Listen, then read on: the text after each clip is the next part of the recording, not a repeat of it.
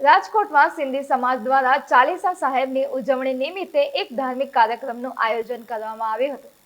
આ ઉજવણીના ભાગરૂપે ભેરાણા કાર્યક્રમ યોજાયો હતો। આ પ્રસંગે લીલાશાળા ધર્મશાળાથી ઝૂલેલાલ મંદિર સુધી ભવ્ય શોભાયાત્રા કાઢવામાં આવી હતી। મોટી સંખ્યામાં બહેનોએ આ યાત્રામાં ભાગ પણ લીધો હતો। સમગ્ર યાત્રા દરમિયાન લાલ ઝૂલેલાલના નાદ ગુંજી રહ્યા હતા। ત્યારે આ કાર્યક્રમ અંગે સિંધી સમાજના યુવા અગ્રણી પ્રિયા આસવાણી અને સમાજના અગ્રણી દિલીપ આસવાણીએ માહિતી આપી હતી।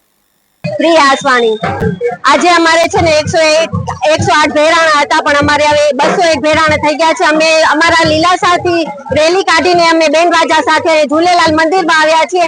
અહીંયા અમે બધા ઝૂલેલાલ સાથે મળીને ઝૂલેલાલની આરતી કરી છે। હવે બધા અમે અહીં સિંધી છેદ કરશું, દાંડિયા રાસ લેશું અને પછી અમે લીલાશા વાડીએ સાથે મળીને નાસ્તો કરશું।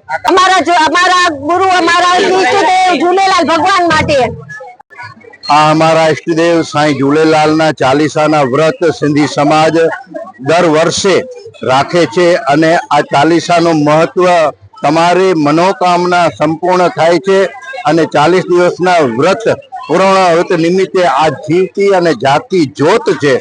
અને આ ભેરાણા સાહેબના આયોજન મંદિર કમિટી દ્વારા 151 ભેરાણાનું હતું, જેની જગ્યાએ સમાજની બહેનોનું દીકરીઓનું જાગૃતતા એટલી કે 201 ભેરાણાની જે હાજરી થઈ છે અને હાજરા હુજુર ઝૂલેલાલ સાંઈના એક દર્શન થતા હોય એવો માહોલ બન્યો છે।